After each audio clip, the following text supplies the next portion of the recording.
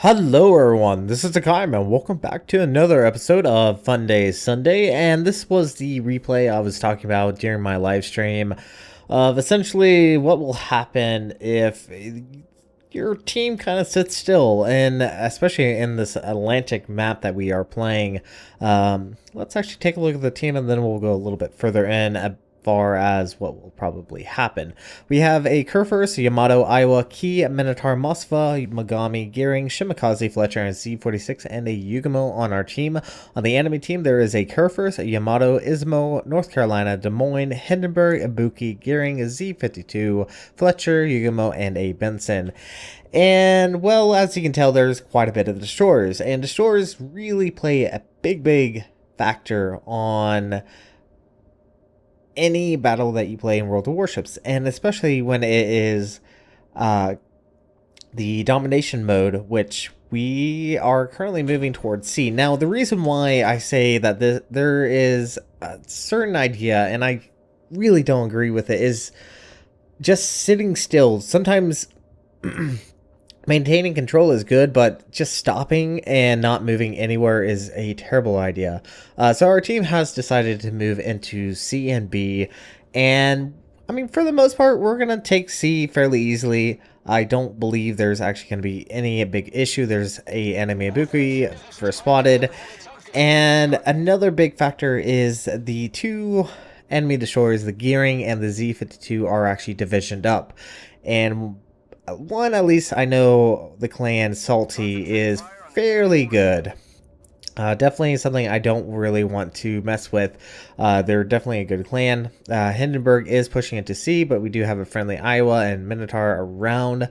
So if possible, they can help us. Now, the Minotaur is also pushing in, and he is taking his time like he should be. But you can see our battleships are slowly pushing in, and the enemy destroyers are quite heavily pushing in towards B.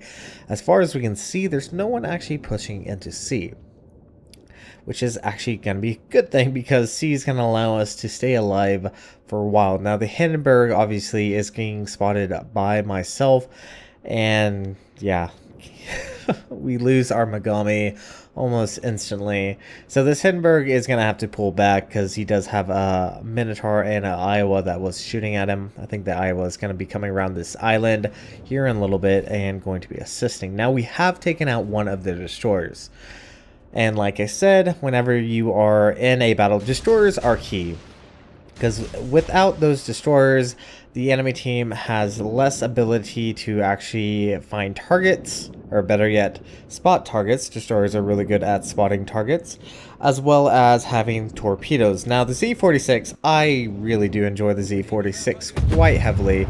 As you can see against this Ibuki, this armor-piercing salvo is just fantastic. Starting off 990, kind of lackluster, but can easily reach over 4k of damage. Look at that, almost 3k damage right there, and just kind of pummel. Look at that, that was almost a 5k salvo.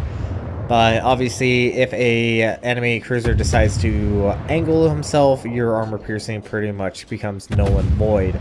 So really do like the Z46, and as I've always mentioned, as you guys may or may not know, I've actually highly recommend grinding your way through the German destroyers, because there are quite a few destroyers along the German line which are downright lemons and are quite terrible. Now, obviously, Ibuki dropped torpedoes, and that was kind of a given. Now, our Iowa is unfortunately coming in towards the smoke. I don't know if he's actually gonna take one. Yep, he takes two and loses about 25,000 points of health. Not a good start. Probably could have used that health for later on. Now, the enemy Yamato is, as you can see, is taking a fair amount of damage, but here's the thing. If a enemy battleship is allowed to pull away and is able to get a repair off, he's going to be at least be able to bring back the majority of his health. Now, I'm actually going to try to assist my team. There's no point for me to sit in towards B due to the fact that, well, there's no one trying to push. Now, we have lost our Iowa to the enemy Hindenburg. Iowa just lost so much health so quickly. So that is one tier 9 battleship down. But you can see our friendly team is trying their very best. We have captured B and we have lost A, and the enemy team is now starting to try to contest B. And this is probably the big factor, is due to the fact that they still have at least 4 of their destroyers, and our destroyers are doing their best. But unfortunately, our Shimakaze is now coming under fire, I believe from a enemy Yugamo. Memory serves me, is going to take torpedoes. And yes, we have just lost our tier 10 destroyer, and things are going to get a lot worse. Now I'm finally able to get in, and the Z46, it is pretty good, but it does not have the same Hydra range as a Z52. Now the Z52, as I've yet to actually get, I'm actually very close to getting the Z52. Well, it's a little bit more aggressive. I would say the Z46 is probably, as far as I can tell, a little bit more defensive because of the turret setups. Now we are spotted, and you can see all the number of targets aiming at us. And yeah, it's a good idea to actually pull away and try to get out of there. Now the enemy Des Moines is going to be a pain because he was the one that actually captured A and is going to be pushing up towards us, and he is a serious threat to any destroyers because of his radar. Now the enemy team is starting to push around. They are taking their time. They are granted behind on points and caps. Well, better yet, they're behind on caps, but as we have just lost our key, they are ahead in points, and we are now spotted by the enemy Yugamo. There he is. Finally have eyes on him, and I am playing a very seriously dangerous game because there is obviously going to be a Des Moines nearby, but the Yugamo has opened up, and that is going to keep him spotted just for a little while. And our torpedoes are finally available. Gonna go ahead and drop a few, and that's one thing I like about the Z46 and Adrenaline Rush, is the torpedoes just come up so quickly. Now we do take out the enemy Z52, which is going to definitely help us, but take a look at the amount of team members we have left. We have 5 ships to their 9 ships. Things aren't looking so good. Definitely not looking the best, and yeah, it's just going to get worse. Now we do take out the enemy North Carolina, so that has evened up the difference just a little bit more, but there are still the gearing, there's still the Yamato that has actually been able to pull away, and there's still the Kurfürst. The Kurfürst is actually almost full health last time we saw him. So we're in a really bad situation right now. I am going to try to help spot. I'm actually the destroyer that's the furthest or the closest to the enemy team, so I'm gonna at least try to help out as much as I can. Now the Kurfürst is gonna start pushing in, and unfortunately right now I can't drop torpedoes due to that wreckage up ahead. And let's see if we can actually land a hit, but the enemy Des Moines is super close to us. And speak of the devil, there is the radar. Now Z46, its turning circle radius is not the greatest in the world, and the Des Moines obviously picks the more dangerous target due to the fact of the Yugamo's torpedoes. And yeah, our poor Yugamo is going to be in a very, very difficult situation right now. Is now being focused down by the friendly gear, or the enemy gearing, and the Des Moines. Yeah, we have just lost our Yugamo. I am the last destroyer alive, and the Des Moines radar is very, very long lasting.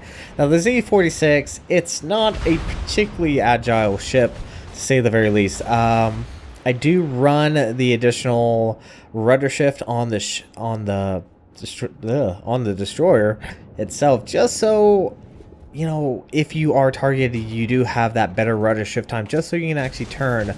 But she doesn't have the maneuverability as, say, the Fletcher or even the Yugamo. Still a little bit better than the enemy Russian destroyers, but Still not the most nimblest of ships. Now we have just lost our Minotaur to the Kurfürst, and I am going to go ahead and lay down some smoke. Try to assist. Moskva is in a quite a terrible positioning. I probably honestly should have smoked up the Moskva. I think that probably would have been a much better plan.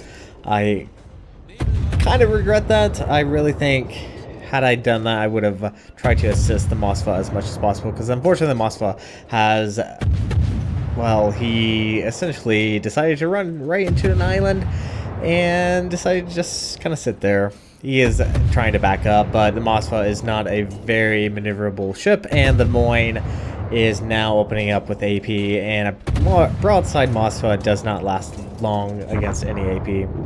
Moskva does get the kill, and at the exact same time goes down to the enemy Ibuki. All that's left on our team is myself and a friendly Yamato, who, I hate to say it, is in quite a terrible positioning. He is trying to reverse, but even though AP most likely will get ricochet, he will just get burned down by enemy HE and fires, so he is not going to be around for very much longer. Now, we have done decent amount of damage.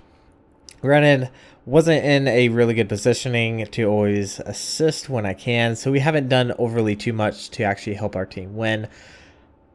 And, well, I mean, maybe we can make this up. Maybe we can bring this back. If anyone actually believed me saying that, yeah, I'm lying there. We're not going to be able to win this, but we're going to try to go down fighting. There's about 8 minutes left on this map. There is about, well, they do have 2 caps, and they are sitting at 833 points. So, I mean, yes, they are going to win on points alone, but we're going to try. Alright, so good thing about the Z46 and Adrenaline Rush, torpedoes reload very, very quickly. Around 55 seconds right now. Have dropped torpedoes, I believe, towards the Yamato. There's a very low health Ibuki, and just be nice to take him out. Go ahead and open up, and you can just see those number of ships aiming at us, just climbing rapidly. The gearing just took our torpedo, ate 2 torpedoes, and goes down. So that is kill number 2 for us. Just took out the enemy gearing, and now keep in mind, those torpedoes are still spotted. They were spotted by the gearing, and there we go. Took out the enemy Ibuki. Very, very nice.